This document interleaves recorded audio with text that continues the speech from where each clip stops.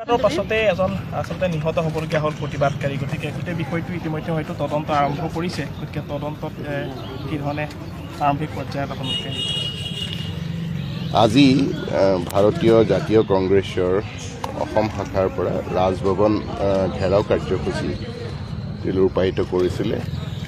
এই কাৰ্যসূচীৰ কোনো অনুমতি তেখেতসকলে প্ৰশাসনৰ পৰা বিচৰাও নাছিলে আৰু আমি অনুমতি দিয়াও নাই।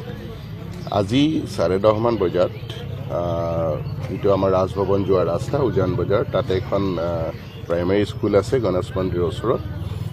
প্ৰাইমেৰী স্কুলৰ সৰু ফিল্ড এখনতে কংগ্ৰেছ দলৰ তেওঁলোকৰ কাৰ্যকৰ্তাসকল জমা হয়। তাত কংগ্ৰেছ দলৰ নেতাসকলো থাকে।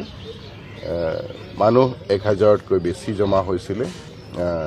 কোনো অনুমতি কিন্তু প্ৰশাসনৰ পৰা লোৱা নাছিলে।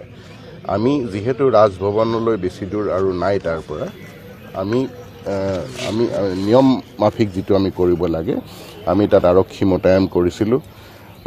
ফিল্ডৰ বাহিৰতে আমাৰ প্ৰথম বেৰিকেডটো আছিলে।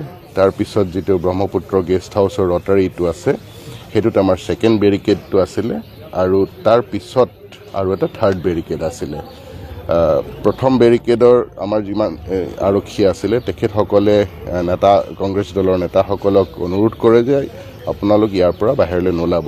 কিন্তু প্ৰথম বেৰিকেড তেওঁলোকে ভাঙি গোটেই যিটো তেওঁলোকৰ প্ৰতিবাদী সমদল, সেইটো ৰাজভৱনৰ দিশে অগ্ৰসৰ হয়। তাৰপিছত গৈ যিটো আমাৰ ছেকেণ্ড বেৰিকেড ব্ৰহ্মপুত্ৰ গেষ্ট হাউচৰ সেই ৰটাৰীটোত আছিলে, তাত আমাৰ যথেষ্ট সংখ্যক আৰক্ষী মোতায়েন কৰা হৈছিলে। তাত আমাৰ DCP পৰ্যায়ৰ 2জন অফিচাৰ আছিলে আৰু বাকী আৰক্ষী বিষয়াসকল আছিলে। তাত আমাৰ লোহাৰ বেৰিকেড দিয়া হৈছিলে। নেতা কেইজনমান আৰু লগত থকা তেওঁলোকৰ ছাপৰ্টাৰে সেই বেৰিকেড ভাঙি তেওঁলোকে ক্ৰছ কৰি পাৰ হৈ যায়। আমাৰ আৰক্ষীৰ বাধা তেওঁলোকে মনা নাই আৰু তাৰপিছত গোটেইখিনি যিমান সমদলত মানুহ আছিলে গোটেইখিনি বেৰিকেড ভাঙে।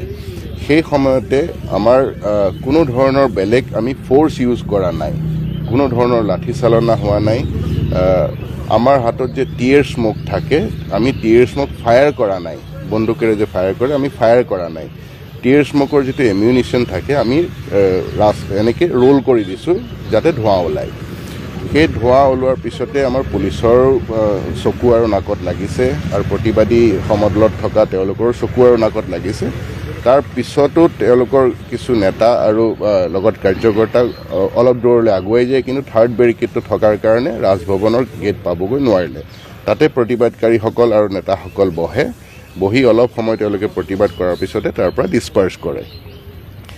ডিছপাৰ্চ কৰাৰ পিছত আমি খবৰটো পাইছোঁ যে তাতে কোনোবা এজন ব্যক্তি যি প্ৰতিবাদী সমদলত আছিলে অসুস্থ হৈছে। সেই অসুস্থ হোৱাৰ খবৰটো পোৱাৰ পিছত আমি GMCত আহি প্ৰাথমিক তদন্ত কৰি আমি যিখিনি গম পালোঁ, প্ৰথম সেই অসুস্থ ব্যক্তিজনে বিভিন্ন ব্যক্তিৰ লগত তাতে কথা পাতিছে আৰু কৈছে যে মোৰ গাটো ভাল লগা নাই। তাৰপিছত নিজৰ গাড়ীত গৈ অলপ পানী খোৱাৰ পিছতে তেওঁ অকণমান অচেতন নিচিনা হৈছে। লগত থকা বন্ধুবৰ্গই ওচৰতে উইণ্ট্ৰভ হস্পিটেল আছিলে আমাৰ আমবাৰীত, উইণ্ট্ৰভ হস্পিটেলত নিছে। উইণ্ট্ৰভ হস্পিটেলৰ তাৰ ডক্টৰে চাই ক'লে যে GMC লৈ যাওক, গুৱাহাটী মেডিকেল কলেজ লৈ যাওক, তাত ভাল চিকিৎসা পাব। কিন্তু গুৱাহাটী মেডিকেল কলেজ আহি পোৱাৰ পিছত ইমাৰ্জেঞ্চি ডক্টৰে চাই কৈছে যে ইতিমধ্যে সেই ব্যক্তিজনৰ মৃত্যু হৈছে। তাৰপিছত পুলিচৰ ফালৰ পৰা আমি যি তদন্ত কৰোঁ, সেই তদন্তত প্ৰথম মেজিষ্ট্ৰিয়েল ইনকুৱেষ্ট হ'ল। মেজিষ্ট্ৰিয়েল ইনকুৱেষ্ট আপোনালোকৰ সন্মুখত এতিয়া শেষ হৈছে। কোনো ধৰণৰ এক্সটাৰ্নেল ইনজিয়ৰি, মানে শৰীৰত কোনো ধৰণৰ আঘাত ব্যক্তিজনৰ নাই। আৰু এতিয়া পষ্টমৰ্টেম হ'ব। পষ্টমৰ্টেম হোৱাৰ পিছত বিশেষজ্ঞসকলে ক'ব যে মৃত্যুৰ কাৰণটোনো কি। তাৰ পিছতহে আমি মৃত্যুৰ কাৰণটো গম পাম। কিন্তু এটা কথা ঠিক যে আজি প্ৰতিবাদী সমদলত সেই ব্যক্তিজনে ভাগ লৈছিলে। ব্যক্তিজনৰ বয়স 45 বছৰ, মৃদুল ইছলাম তেখেতৰ নাম, ঘৰ বকো অঞ্চলত। আৰু প্ৰতিবাদ শেষ হোৱাৰ পিছত যেতিয়া ডিছপাৰ্চ হ'বলৈ মানুহখিনি তাৰ পৰা যাবলৈ ধৰে, সেই সময়তে তেওঁ অসুস্থ অনুভৱ কৰিছে। আৰু অসুস্থ অনুভৱ কৰাৰ পিছত প্ৰথম এখন হস্পিটেললৈ লৈ গ'ল উইণ্ট্ৰভৰ পিছত ইয়াত গুৱাহাটী চিকিৎসা মহাবিদ্যালয়ত অনাৰ পিছত তেখেতক মৃত ঘোষণা কৰিছে কন্দুৱা গেছ আমি 3টা এমিউনিশ্যন ৰাস্তাত এনে ৰোল কৰি দিছোঁ কোনো ধৰণৰ ফায়াৰ কৰা নাই গতিকে কাৰো গাত আঘাত একো হোৱা নাই ওলোটাকে সেই কন্দুৱা গেছটো উঠাই পেলাই পুলিচৰ ফালেহে দলিয়াই দিছে প্ৰতিবাদকাৰীয়ে তাৰ পৰা অলপ ধোঁৱা ওলাইছে গতিকে ধোঁৱাৰ কাৰণে তেনেকুৱা আগতে মৃত্যু হোৱাৰ আমি কোনো ধৰণৰ খবৰ শুনা নাই মৃত্যুৰ আচল কাৰণটোনো কি সেইটো পোষ্টমৰ্টেম হোৱাৰ পিছত ডক্টৰেহে ক'ব পাৰিব এতিয়া এই মুহূৰ্তত মই ক'ব নোৱাৰিম কিন্তু আমাৰ ফালৰ পৰা প্ৰশাসনৰ ফালৰ পৰা বা আৰক্ষীৰ ফালৰ পৰা কোনো ধৰণৰ আমি ফ'ৰ্চ ইউজ কৰা নাই প্ৰতিবাদকাৰীয়ে 2টা বেৰিকেড ভাঙি যেতিয়া ৰাজভৱনৰ ফালে আগুৱাইছে 3rd বেৰিকেডত আমি ৰখাইছোঁ